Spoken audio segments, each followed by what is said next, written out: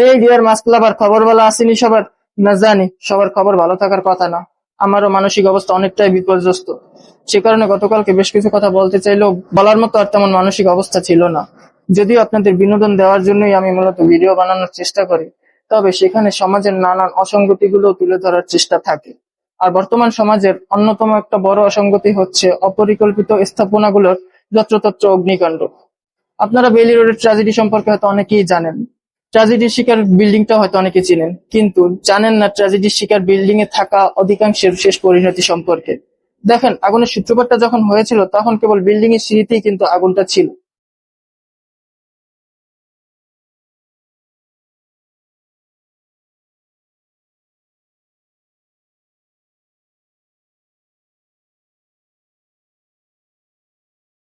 আর আপনারা হয়তো ভিডিওর স্ক্রিনেও সেটা দেখতে পাচ্ছেন।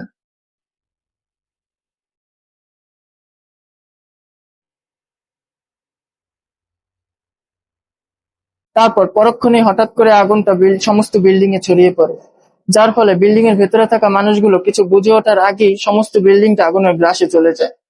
আর ফলে মানুষগুলোরও খুব বেশি মুভ করার মতো তেমন কোনো সুযোগও ছিল না। এখন কথা হচ্ছে, এত দ্রুত সময়ের ভিতর কিভাবে বিল্ডিংটা আগুনের গ্রাসে চলে গেল?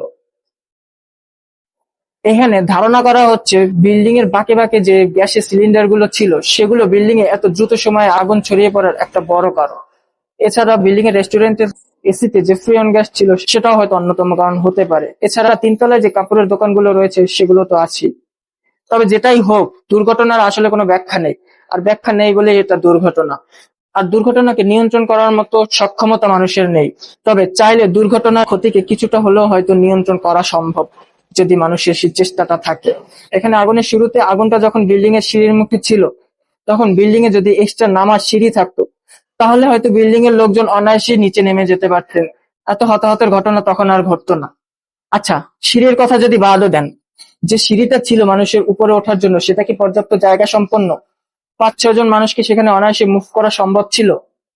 আমি নিজে বিগত দিনে ওই বিল্ডিংটাতে ঢুকেছি। আমার আপুর বাসা থেকে বিল্ডিংটা খুব কাছে হওয়ায় এবং বিল্ডিংটা পুরোটাই রেস্টুরেন্ট হওয়ায় আমার আপু তো অনেকটাই নিজের বাসা বাড়ি বানিয়ে ফেলেছিলেন ওই বিল্ডিং। আমার কাছে কিন্তু বিল্ডিং এর সিঁড়িটা পর্যাপ্ত জায়গা সম্পন্ন কখনোই মনে হয়। এখন সিঁড়িটায় যদি পর্যাপ্ত জায়গা থাকতো এবং সিঁড়ির বাঁকে বাঁকে যদি গ্যাসের এমন সিলিন্ডার গুলো না থাকতো, তাহলে হয়তো সিঁড়ির মুখে লাগা আগুন রেস্টুরেন্টের এসি ফ্রিয়ন গ্যাস অব্দি যেতে অনেকটা সময় লাগতো, এবং ততক্ষণে হয়তো আগুনটা নিয়ন্ত্রণে আনা গেলেও যেতে পারতো। অথবা বিল্ডিং এর ভিতরে থাকা লোকজনগুলো অনায়াসে সিঁড়ি দিয়ে ছাদে গিয়ে অবস্থান করতে পারতেন এবং অপেক্ষা করতে পারতেন রেস্কিউ টিমের জন্য। তবে বিল্ডিং এর ছাদটা যদি আবার আপনারা দেখেন, সেখানেও আছে আবার রুফটপ রেস্টুরেন্ট। সেখানে গিয়েও কিন্তু মানুষের অবস্থান করার মতো পর্যাপ্ত জায়গা ছিল না।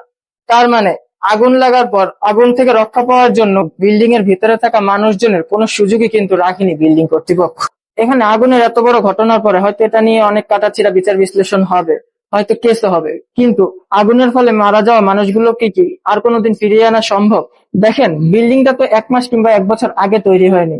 আমার জানা মতে বেশ পুরনো এই বিল্ডিংটা ছিল, এবং রাজউক থেকে নোটিশও দেয়া ছিল এই বিল্ডিংকে গঠনগত ত্রুটির কারণে। অথচ তারপরেও কিন্তু বিল্ডিংটাতে সব ধরনের কার্যক্রমই বহাল তবিয়তে চলছিল। এখন আগুন লেগেছে, অনেক প্রাণ ঝরেছে, এখন কয়দিন হয়তো এটা নিয়ে আপনারা অনেক গবেষণা করবেন, অনেক কথাবার্তাই বলবেন, কিন্তু দেখা যাবে ২ দিন পরে অন্য একটা নতুন ইস্যু তৈরি হবে।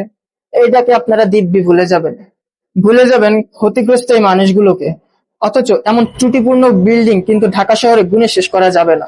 আমরা পুরান ঢাকাকে বলি অপরিকল্পিত, কিন্তু নতুন ঢাকা যে পরিমাণ অপরিকল্পনা, তাতে মৃত্যু সারাদিন আমাদের চারপাশে প্রতিনিয়ত ঘুরে বেড়ায়। তাই সরকারের কাছে আমার আকুল আবেদন, আপনারা যদি এই অপরিকল্পনাগুলোকে একটু কঠোরতার সাথে পরিকল্পনার আওতায় আনতে সক্ষম হতেন, তাহলে আমাদের জীবনগুলো আরেকটু বেশি নিরাপদ অনুভব হতো। কারণ মৃত্যুটা অনেক বেশি কষ্টের, আর এমন অস্বাভাবিক মৃত্যু যেমন ভিকটিমের স্বজনদের জন্য তেমন ভিকটিমের জন্য অনেক বেশি কষ্টের। ভালো থাকবেন সবাই। আসসালামু আলাইকুম।